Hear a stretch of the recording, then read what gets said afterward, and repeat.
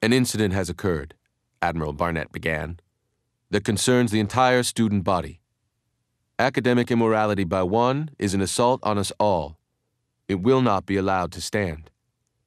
Cadet Kirk, evidence has been submitted to this council suggesting you violated Regulation 1743 pursuant to the Starfleet Code of Ethical Conduct.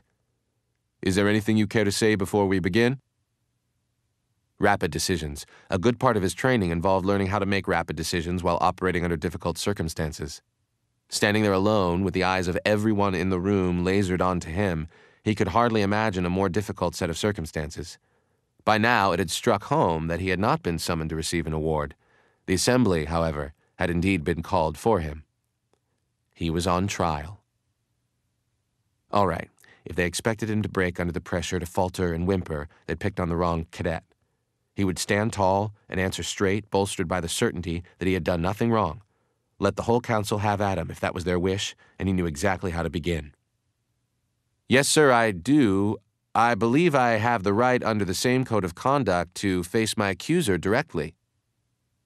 The Commandant conferred briefly with the administrator on his right, then looked back, not at Kirk, but towards someone in the audience. A figure rose. It was humanoid, but not human, at least not entirely human. Kirk gazed venomously at his accuser. His accuser gazed right back. They had never met before. The Admiral continued. Cadet Kirk, this is Commander Spock, one of our most distinguished graduates. He's programmed the Kobayashi Maru test for the last 4 years, and improved it considerably in the process.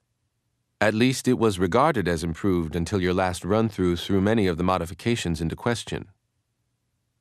Cadet Kirk. The Vulcan's voice was deceptively controlled. Much time was spent assessing relevant information following your recent taking of the test in question. Upon careful review, it became clear that you activated a subroutine that had been embedded in the programming code, an insertion that somehow succeeded in evading all protective firewalls and resets, thereby changing the conditions of the test. Kirk forced himself not to sneer, knowing that was one stance that would not go down at all well with the Council. Your point being? He responded austerely. In academic vernacular, the Admiral Barnett elucidated coolly, you cheated. At such moments there are two kinds of silence, dead quiet and quieter than dead. The latter now gripped the entire assembly hall. Respectfully, Kirk shot back, not the least intimidated by his accuser's serene confidence. You wouldn't accuse me of cheating unless you knew something I don't. The test's rigged, isn't it? I pretty much figured that out after I failed it the second time. Follow-up research into 4 years of preceding failures that I carried out on my own time only confirmed what I already suspected. You programmed it to be unwinnable. Given the available parameters, there's no way of saving the Kobayashi Maru and its crew and passengers, so the only way to win is to alter the parameters. The Vulcan's stare had not shifted, nor had his equanimity. I fail to see how that is relevant to these proceedings. Don't you? Allow me to enlighten you, Commander. If I'm right, if my assumptions and research are correct, then the test itself is a cheat. Your argument precludes the possibility of a no-win scenario. Kirk bridled.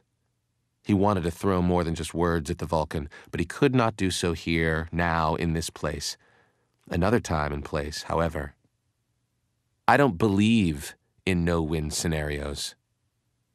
Then not only have you violated the rules, the commander informed him calmly, you have failed to understand the principal lesson that is embodied in the test. Kirk almost bowed.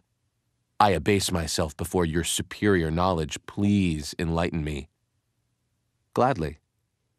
A captain cannot cheat death. The inevitable must be met with as much skill and resolution as possible. When winning is self-evidently not an attainable goal, the objective must be to preserve and protect as much as one can. That is a captain's task.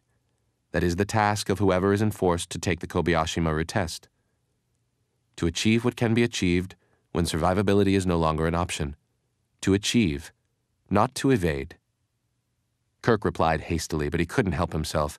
As it was all he could do to keep from charging across the aisle and slamming his fist into that smug Vulcan face. Maybe you just don't like that I beat your test. If his response was intended to elicit an emotive reaction from his accuser, it did not come close to succeeding. I am Vulcan. Like is not a verb in our vernacular. I fail to comprehend your indignation, the Vulcan confessed. I've simply made the logical deduction that when considering your recent performance and your rationalization for the actions you took, that you are a liar. Kirk feigned astonishment. Oh, what an idiot I am for taking that personally. At last, something on which we are agreed.